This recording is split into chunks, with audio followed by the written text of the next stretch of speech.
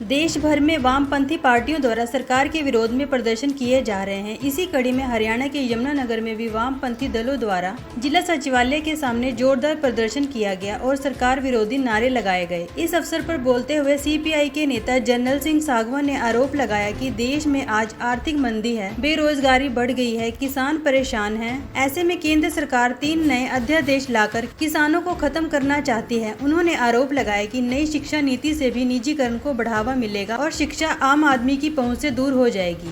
CPI के जिला सचिव धर्मपाल सिंह चौहान जी हैं।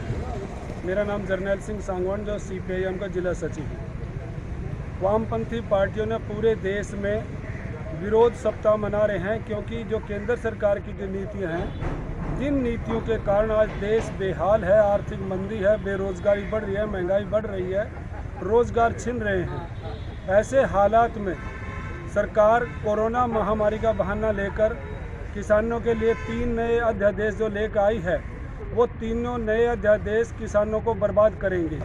इसके साथ ही नई शिक्षा नीति में जो कुछ लेके आए हैं, ये भी प्राइवेटाइजेशन है। शिक्षा का निजीकरण यदि होगा तो हमारे देश की जनता कहाँ पढ़ेगी। सरकार को चाहिए सभी के लिए स्कूल, कॉलेज और हॉस्पिटल का प्रबंध किया जाना चाहिए। एक तरफ तो देश में कोरोना महामारी से पीड़ित हैं लोग और साथ में सरकार की जो नीतियाँ हैं उनसे पीड़ित, ये दोहरी मार जनता पर पड़ रही है। और देश के हालात ये बन गए हैं कि हमारे देश के प्रधानमंत्री जो कुछ काम कर रहे हैं वो अपने मनोरंजन के लिए कर रहे हैं। चाहे वो नोटबंदी हो, चाहे वो जीएसटी हो, या जो भी अब ये नए अध्यादेश कोरोना महामारी को एक आपदा में एक अवसर मानकर केंद्र सरकार, मोदी सरकार जो आरएसएस की नीतियाँ हैं उनको लागू कर रही हैं। यहाँ पर हिंदू मुस्लिम फैलाया जा रहा है। यहाँ पर सुशांत के लिए तो पूरा देश लगा हुआ है, उसकी जांच के लिए, लेकिन कितने लोग आत्महत्या कर रहे हैं, भूख से मर रहे हैं, और जो अपराधों में अपराधी मार रहे हैं उनकी जांच के लिए इनके पास समय नहीं है। यहाँ तक कि न्यायपालिका को भी इन्होंने अपने अधीन कर लिया और न्यायपालिका भी अब इनके इशारे पर काम कर रही है।